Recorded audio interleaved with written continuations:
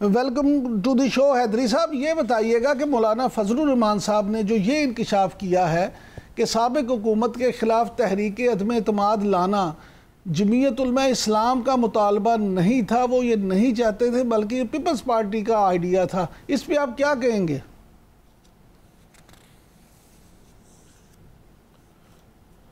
بسم اللہ الرحمن الرحیم۔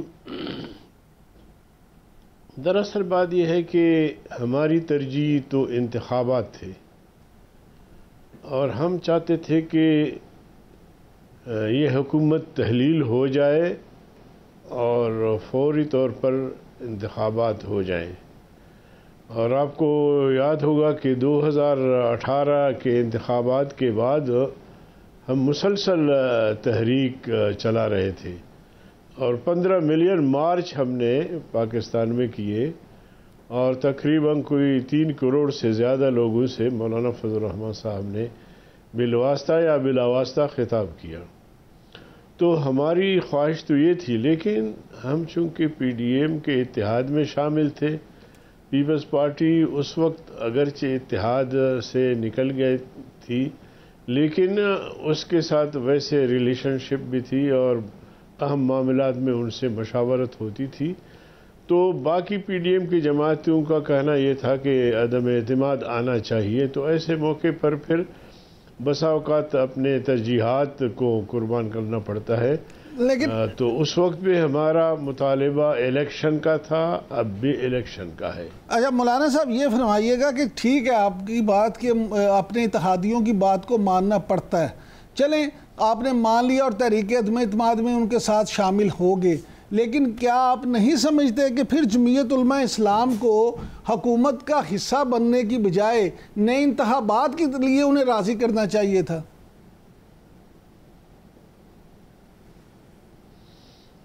دیکھیے، جب ہم ایک اتحاد میں شامل تھے تو پھر اتحاد میں جب تک تھے تو پھر اتحاد کے ساتھ چلنا ہوتا تھا، پھر فیصلے ہمارے مشترک ہوا کرتے تھے، اکثر و بیشتر اتفاق رائے سے ہوا کرتے تھے۔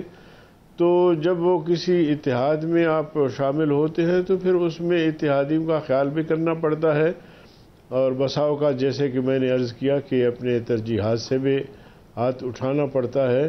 اور پھر مولانا صاحب کی مجبوری تو یہ تھی کہ وہ پی ڈی ایم کے سربراہ تھے، تو اس لیے ہمیں بہرحال ہر ایک کی بات ماننی پڑتی تھی اور اس کو ساتھ لے کر چلنے کی کوشش ہوتی تھی۔ مولانا صاحب یہ فرمائیے کہ آپ نے جیسے خود فرمایا کہ مولانا صاحب تو اس کے سربراہ تھے، تو کیا پی ڈی ایم کے سربراہ کو ہر چیز میں مجبوری تھی یا ان کو سربراہ کے طور پہ کوئی چیز اپنی بھی منوانی چاہیے تھی؟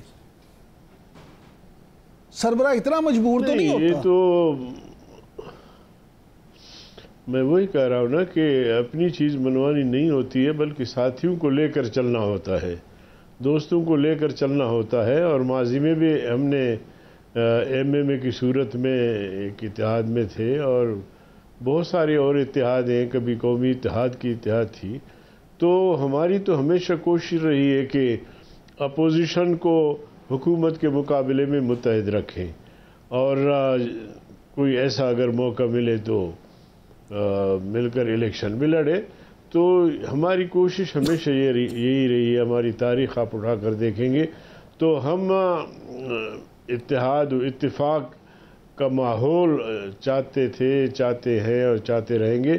تو اس بنیاد پر مولانا صاحب کے لیے یہ ضروری تھا کہ تمام ساتھیوں کو، اب چھوٹی پارٹیاں بھی تھی، بڑی پارٹیاں بھی تھی، لیکن ہماری کوشش ہوتی تھی کہ ان کو بڑی پارٹیوں کا درجہ دے کر ان کا موقع بھی اسی انداز سے سنا جائے اور قبول کیا جائے۔ اچھا مولانا صاحب یہ فرمائیے کہ پی ڈی ایم کی مختلف جماعتوں کی طرف سے حکومتی پالیسیز کا زیادہ ملبہ نون لیگ پہ گرایا جا رہا ہے، تو کیا آپ نہیں سمجھتے کہ پی ڈی ایم کی تمام جماعتیں بشمول جمعیت علماء اسلام اور پیپلز پارٹی بھی کیونکہ حکومت میں شامل تھی تو وہ سب اس میں شامل ہیں جتنے بھی فیصلے ہوئے ہیں؟ دیکھیے، یہ تو پھر اپنی ذمہ داری سے پہلوتی ہی ہے۔ میں تو سمجھتا ہوں، جو میری ذاتی رائے ہے، میں سمجھتا ہوں کہ ہم سب حکومت کا حصہ تھے، اچھائی میں بھی شریک، برائی میں بھی شریک. اگر اچھائیاں تھی تو آپ گنوائیں گے, اگر کہیں کوئی غلطیاں تھی پالیسیوں میں یا کارکردگی میں تو وہ بھی قوم کے سامنے ہیں. تو اچھائیاں اپنے کھاتے میں ڈال کے اور غلطیاں جو ہے سارا شہباز شریف کے کھاتے میں ڈالیں, تو میں سمجھتا ہوں کہ یہ ایک پہلو ہی تو ہو سکتا ہے, لیکن کوئی ماننے کے لیے بھی تیار نہیں ہوگا. اچھا مولانا صاحب یہ فرمائیے کہ صدر مملکت کی جو آئینی مدت ہے وہ آج ختم ہو رہی ہے, تو جمعیت علماء اسلام کا کیا موقف ہے؟ انہیں نئے صدر کے انتخاب تک ایوان صدر میں رکنا چاہیے یا انہیں اپنے گھر جانا چاہیے؟ آج سے 10-12 دن پہلے میں نے بیان دیا تھا. ان دنوں میں مولانا فضل الرحمان صاحب عمرے کی سفر پر تھے, تو سارے معاملات میرے ہاتھ میں تھے.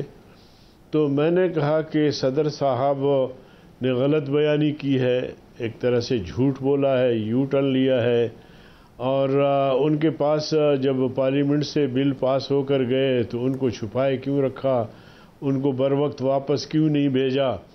تو ایسی شخصیت کو اتنے بڑے منصب پر فائز رہنا قطعاً اس کی گنجائش نہیں ہے, اس کو باعزت طور پر استعفیٰ دینا چاہیے.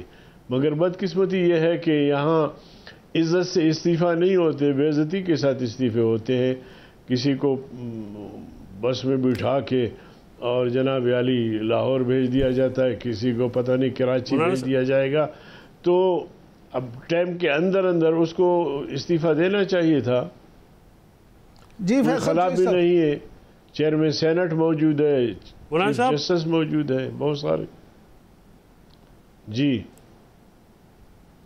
ارشاد. مولانا صاحب فیصل چودھری عرض کر رہا ہوں, ایک مغربی آپ کے اور میرے بارڈر پہ جو افغانستان کے ساتھ صورتحال پاکستان کی بن رہی ہے وہ کوئی حوصلہ افزا نہیں ہے. تو جمعیت علماء اسلام کا کیونکہ بہت گہری نظر ہے خاص کر اس علاقے کی سیاست پہ اور سرحد کے اس پار کے سیاست سے, تو آپ کا کیا موقف ہوگا کہ اس وقت جو صورتحال وہاں پہ بن رہی ہے اس کو کیسے ٹیکل کیا جائے اور کیسے اس صورتحال کو قابو میں لایا جائے؟ دیکھیں میری ذاتی رائے تو یہ ہے, جمعیت علماء اسلام کا اس پر کوئی ابھی تازہ اجلاس نہیں ہوا ہے. میری ذاتی رائے یہ ہے کہ سب سے پہلے تو میں اس واقعے کی مذمت کرتا ہوں, شدید الفاظ میں مذمت کرتا ہوں. اور یہ کہا جاتا ہے کہ جی یہ اتفاق سے یا ایسے کوئی غلط فہمی میں ہوا ہے, تو اس بات کو ماننے کے لیے میں تیار نہیں ہوں. آج وزیر خارجہ صاحب کے ساتھ ہماری میٹنگ تھی, تو اس پر انہوں نے یہ فرمایا کہ شاید کوئی غلط فہمی ہو. تو اس موقع پر بھی میں نے یہ گزارش کی کہ غلط فہمی تو کہیں ایسا ہوتا ہے کہ کہیں اچانک فائرنگ ہو گئی, پھر پتہ چل گیا تو وہ رک گئے, لیکن یہاں تو 2 کیمپوں پہ 2 مورچوں پہ جو ہے نا وہ حملہ کیا گیا ہے اور ہمارے جوان شہید ہوئے ہیں. تو میں سمجھتا ہوں کہ یہ عمدن ہوا ہے. اب اس کے پیچھے کیا قوتیں, ہر ایک کی اپنی رائے ہو سکتی ہے, لیکن میں سمجھتا ہوں کیونکہ یہ ابھی نہیں, یہ ایک عرصے سے اس طرح کے واقعات ہوتے رہے ہیں, تو میں سمجھتا ہوں کہ انڈیا نہیں چاہتا کہ چائنا اور پاکستان کے درمیان جو سی پیک کا معاہدہ ہے وہ کسی طرح کامیاب ہو. اور آپ کو یاد ہوگا کہ چائنا جو ہے وہ ہمارے سی پیک کو ناکام بنانے کے لیے وہ ایران چلا گیا اور وہاں انویسٹمنٹ کی, تو اس کی پوری کوشش ہے. اب یہ ہے کہ بہت سارے آج کل لوگ ملتے ہیں, تنظیمیں ملتی ہیں اور ان کو فنڈنگ ہو رہی ہوتی ہے. تو میں سمجھتا ہوں کہ میری نظر میں بھارت سر فہرست ہے اور اس کی پشت پر امریکہ بھی ہے, اسرائیل بھی ہے. یہ ساری قوتیں نہیں چاہتی کہ پاکستان اپنے پاؤں پہ معاشی طور پر کھڑا ہو سکے, تو اس لیے ہمیں ان چیزوں پہ نظر رکھنا ہوگا. اچھا مولانا صاحب ہمارے پروگرام کا وقت کیونکہ ختم ہو رہا ہے, تو یہ میں آپ سے پوچھنا چاہوں گا, آخری سوال ہمیں یہ بتا دیں, جواب دے دیں کہ آئندہ ہونے والے الیکشن میں جمعیت علماء اسلام جو ہے وہ اکیلے الیکشن لڑے گی یا کسی کے ساتھ سیاسی اتحاد ہوگا, انتخابی اتحاد ہوگا؟ دیکھیں پی ڈی ایم میں شامل جماعتیں سب ہماری دوست ہیں, لیکن پی ڈی ایم انتخابی اتحاد نہیں ہے بلکہ ایک تحریک ہے. تو ہم نے اپنے مرکزی شورا میں یہ اپنے تمام صوبوں کو اور اضلاع کو اجازت دی کہ سیٹ ٹو سیٹ ایڈجسٹمنٹ جہاں موقع ملے آپ کریں. تو اضلاع کی سطح پہ ہوگا تو اپنے صوبوں کو اعتماد ملیں گے، صوبوں کی سطح پہ ہوگا تو مرکزی جماعت کو اعتماد ملیں گے. اور اسی طرح ہمیں بتائیں گے کہ کیونکہ بلوچستان کو اگر آپ دیکھیں یا سندھ کو یا پورے پنجاب کو تو کہیں ہمارے پاکٹس ہیں کہیں نہیں ہے، تو اوورال جو ہے وہ ملکی سطح پہ شاید نہ ہو سکے. لیکن اللہ کا شکر ہے کہ جمعیت علماء اسلام اس وقت سب سے بڑی دینی مذہبی جماعت ہے. ہم ملک بھر میں ہر سیٹ پر اپنے لوگ کھڑے بھی کریں گے، الیکشن لڑنے کی پوزیشن بھی ہے. یہ میں نہیں کہہ سکتا کہ ہر سیٹ پر ہم جیت سکتے ہیں، لیکن ہم الیکشن لڑنے کی قوت رکھتے ہیں. اور سیٹ ٹو سیٹ ایڈجسٹمنٹ کی تو شورا نے اجازت دی ہے. پھر آگے چل کر دیکھتے ہیں، یہ سارے ہمارے دوست ہیں، جہاں جہاں ممکن ہوا انتخابی اتحاد کر لیں گے. بہت شکریہ مولانا صاحب.